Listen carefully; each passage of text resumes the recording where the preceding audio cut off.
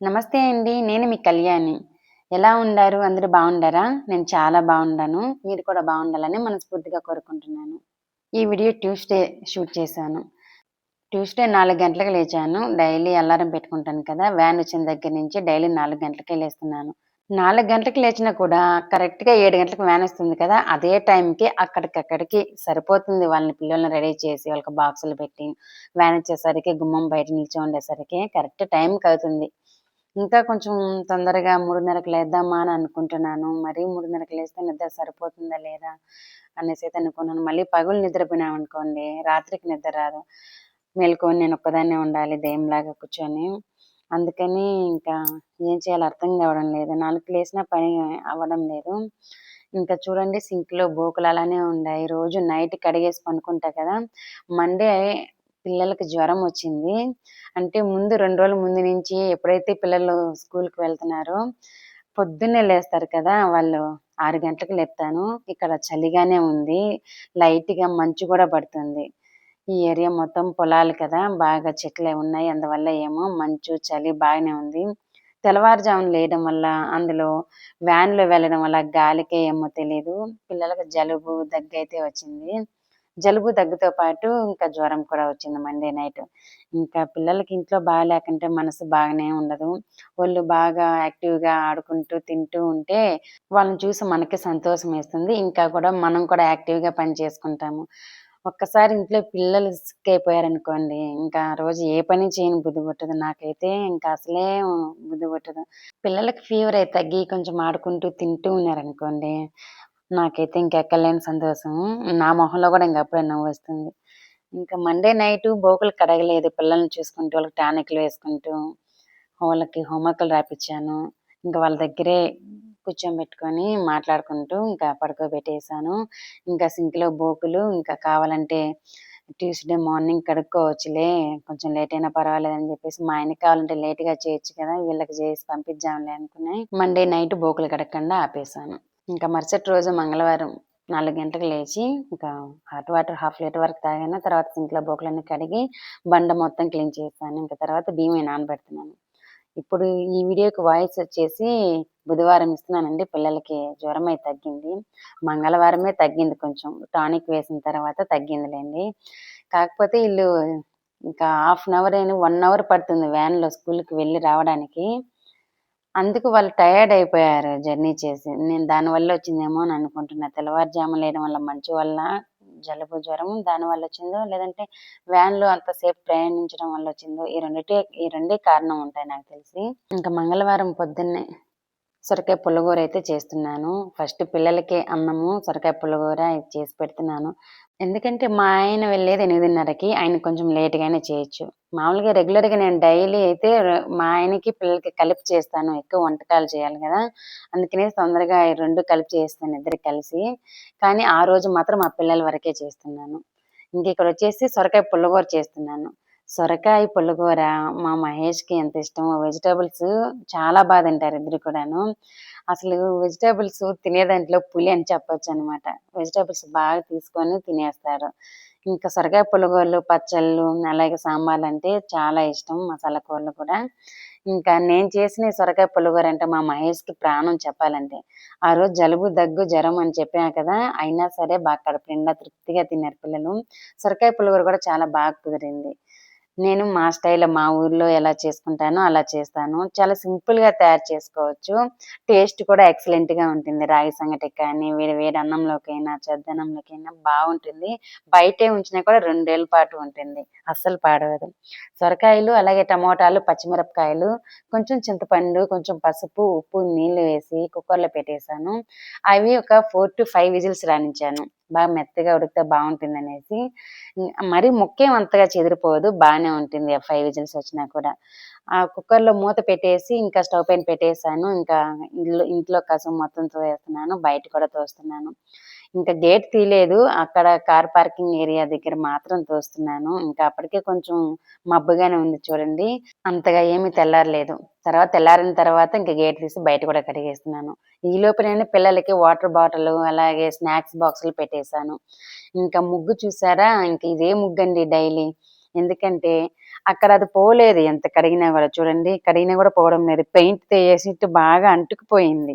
నేను మళ్ళీ వేరే ముగ్గు వేయాలంటే నాకు వర్షం రావాలి. ఈ మధ్యన ఒక 4, 5 రోజుల నుంచి వర్షం పడడం లేదు. ఎందుకో మరి ఆగిపోయింది. వరకు డైలీ పడుతూ ఉన్నాయి. ఇంకా ఇక్కడ వర్షం పడిందంటే ముగ్గు బాగా నీట్‌గా పోతుంది. ఇంకా వర్షం పడకంటే మాత్రం నేను ఎన్ని నీళ్లు పోసి పరుపుతో కడిగినా కూడా అది పోవడం లేదు. అందుకని ఇంకా దానిపైనే వేయాల్సిందొస్తుంది. ఇంకా వర్షం పడిన తర్వాత వేరే ముగ్గు మారుస్తాను. అయినా నాకొచ్చేటి చిన్న చిన్న ముగ్గులే. నాకిది హెల్ప్ అవుతుంది. వేరే ముగ్గు వేసే అంత టైం లేదులే కళ్యాణి నీకు అని చెప్పేసి, ఏమన్నా వర్షం రాలేదేమో ఇదే ముగ్గు పైన వేసుకో అనేసి, ఇంకా ఎంత కడిగినా పోలేదు. దానిపైనే వేసేసి 4 రోజుల నుంచి దానిపైనే వేస్తున్నాను. అదే ముగ్గు ఉంటుంది. ఇంకా పసుపు, కుంకుమ పెట్టేసొచ్చి, ఇంకా పిల్లలకి యూనిఫాము కుర్చీలో వేసేసాను. ఇంకా సన్ రైజ్ చూపిద్దామని చెప్పేసి పైకెళ్తే మబ్బులు కదులుతున్నాయి చూడండి. మబ్బులతో కమ్మేసింది సన్ని. అస్సలు సన్ రైజ్ రావడం లేదు. ఇంకా సరేలే అని చెప్పేసి ఇంకెలాగో పైకొచ్చాను కదా! నీళ్ళు ఎన్నున్నాయో చూద్దాము. ఇంకా మోటర్ ఏద్దామా లేదంటే వద్దా అని చెప్పేసి పైకెళ్ళి చెక్ చేసొచ్చాను. చాలా ప్రశాంతమైన వాతావరణం, గాలి, ఆ పొద్దున్న మబ్బులు, వర్షం పడేటట్టు ఉన్నింది ఆ రోజంతా. ఆ రోజంతా ఏం లేండి, ఇక్కడ ఈ ఏరియాలో రోజు అలానే ఉంది. ఎండ చాలా తక్కువుంది. ఇంకా పైకి వెళ్ళి ఇంకా చూసి వచ్చాను. అద్దం కన్నా ఇంకా కొంచెం తక్కువగానే ఉండాయి నీళ్ళు. ఇంక సరిపోతాయిలే, 2 రోజులొస్తాయి. అంటే 2 డ్రమ్ములు కదా! సగానికి ఉన్నట్టనమాట నీళ్ళు. ఒక డ్రమ్ము సగానికున్నట్టు. ఇంకా 2 రోజులొస్తాయిలే, వేయాల్సిన అవసరం లేదని చెప్పేసి వేయలేదు. తర్వాత నేను బుధవారం వేశాను మోటరు. ఇంక మహేష్‌ని లేపాను. వాడెళ్ళిపోయాడు ఇంకా స్నానం జేయడానికి. ఇంక వీడు నా దగ్గరికొచ్చాడు. దగ్గుతా వచ్చాడు. నీళ్ళు కావాలి మమ్మీ అనేసరికి వాడికి హాట్ వాటర్ తాపించాను. ఇంకా కొంచెంసేపు ఎత్తుకోమంటే ఆయనకి ఎత్తుకొని ముద్దులాడాను. ఇంకా తర్వాత వాడిని పంపించేసి ఇక నేను సొరకాయ పుల్లగూర ఉడికింది కదా! జస్ట్ అలా క్రష్ చేశాను స్మాషర్‌తో. క్రష్ చేసి, ఎక్కువ స్మాష్ చేయకూడదు. అంటే అది మన ఇష్టం. ఎక్కువ స్మాష్ చేసుకోవచ్చు. లేదంటే అలాగే ఉప్పులుగా అయినా, సొరకాయ ఉప్పులుగా అయినా వండించుకోవచ్చనమాట. నేను జస్ట్ అలా కచ్చా పచ్చాగా క్రష్ చేశాను. తర్వాత పోపు పెట్టేసాను. మెయిన్ పోపు ఇంపార్టెంట్ అండి. ఏ కూరకైనా కూడా పప్పు, అలాగే సాంబార్లు, పుల్లగూరలు వీటికి. పుల్లగూరలకి నేను పోపు పెట్టింది. ఆయిల్ కొంచెం ఎక్స్‌ట్రానే పడుతుంది పుల్లగూరలో. కొంచెం ఆయిల్ వేసుకొని జీలకర్ర, ఆవాలు, తెల్లగడ్డ, ఎండుమిరపకాయి, అలాగే ఇంకా పోపు వేగిన తర్వాత ఉల్లిపాయ ముక్కలు, కరివేపాకు వేసేసి బాగా గోల్డెన్ బ్రౌన్ కలర్‌లో వేయించుకోవాలి. తర్వాత ఉడికించిన ఈ సొరకాయ కూరని వేసేసి బాగా మిక్స్ చేసి సిమ్‌లో పెట్టేయాలి. మూత పెట్టేసి సిమ్‌లో పెట్టేసి ఒక 3, 4 నిమిషాలు ఉడికిన తర్వాత స్టవ్ ఆఫ్ చేసుకొని వేడి వేడి అన్నంలోకేసుకొని తినండి. ఆహా! దీనికోసమే పుట్టామా అనిపిస్తుంది. అంత బావుంటుంది. ఇంకక్కడ సొరకాయ పుల్లగూర, ఇంకా అన్నము గిన్నెలో కూడా తీసేసి చల్లార్చాను. బాక్స్‌లకి పెట్టాలి కదా! అందుకని ముందు అన్నం కూర చల్లార్చాను.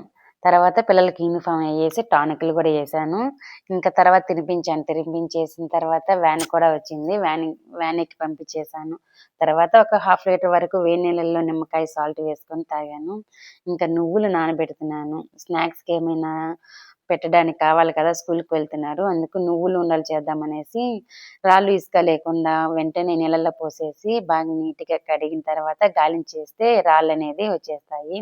రాళ్ళెన్నున్నాయో చూడండి. చాలా ఉన్నాయి. ఇంకా వాటిల్ని బాగా ఎండిపోయిన తర్వాత నువ్వులుండలు చేస్తాను.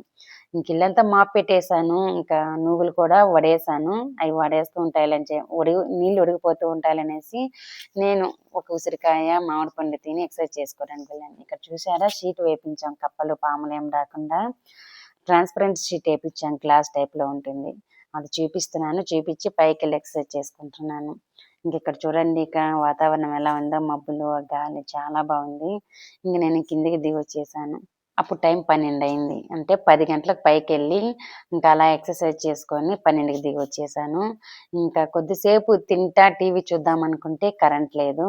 ఇంకా నాకు దొరికేది ఆ టైమే అండి. ఇంకా ఆ టైంలో కొంచెంసేపు టీవీ చూద్దాం, ప్రోగ్రామ్స్ ఏదైనా చూస్తా, లేదా 'కుక్కు విత్ జాతిరత్నాలు' అయి చూస్తాను. ఇంక కరెంట్ లేదు. ఇంకా వీడియోకి ఎడిట్ చేసుకున్నాను. ఈ గ్యాప్‌లో నీళ్ళన్నీ ఉడికిపోయిన నువ్వులు కూడా ఒక కాటన్ క్లాత్‌లో వేసి ఆరబెట్టేసాను. ఇంకా సాయంత్రం చూపించేస్తున్నాను. ఒకేసారి పూజ చేశాను. తర్వాత పిల్లలకి స్నాక్స్ పెట్టేసాను. స్నాక్స్ పెట్టిన తర్వాత వాళ్ళకి హోంవర్క్ అయి రాపిచ్చాను. ఇంకా తోటకూర ఉంటే వాటిని ఒలుచుకుంటున్నాను మరుసటి రోజుకి పుల్లగూర చేయాలనేసి. ఇంకా ఆకు అయన్నీ ఒలిచేసి ఇంకా కుక్కర్‌లో మూత పెట్టేసాను. ఎందుకంటే ఇంకా మరుసటి రోజు పొద్దునకే కదా ఇంకా ఫ్రిడ్జ్లో ఎందుకు బాగా ఫ్రెష్గా ఉంది అని చెప్పేసి ఒలిసి కుక్కర్లో వేసి దానిపైన చపాతీ చెక్కపీట పెట్టేశాను. తర్వాత పిల్లలకి అన్నం అయితే తినిపించేశాను. ఇంకా తిన్నపాటిని బోకులన్నీ కడిగేస్తున్నాను. అక్కడ సింక్లో ఉన్న బోకులు ఆ స్టవ్ అన్ని అది వెనకాల చూస్తున్నారు కదా కుక్కర్లో ఆకుకూర వేసేసి దానిపైన చపాతీ చెక్కపీట పెట్టేశాను పురుగులు అలాంటివి ఏం పోకుండా. ఇంకా అదైతే కొంచెం ఫ్లాట్‌గా బాగుంటుందనేసి అది పెట్టాను. ఇంకా బోకులన్నీ కడిగేసి బండంతా క్లీన్ చేసుకున్నాను. ఇంకా మా ఆయన బట్టలు, పిల్లల యూనిఫార్మ్ ఉన్నాయి. అప్పుడు టైం 7 అయింది.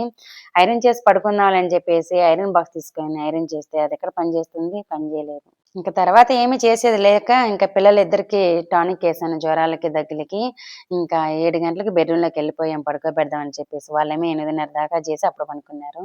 నాకు ట్యూస్‌డే ఈ విధంగా గడిచిపోయింది. వ్లాగ్ ఎలా ఉంది? బావుందా? నచ్చితే తప్పకుండా లైక్ చేసి, సబ్స్క్రైబ్ చేశారు కదా! మరో మంచి వ్లాగ్‌లో కలుద్దాం. Take care. బాయ్.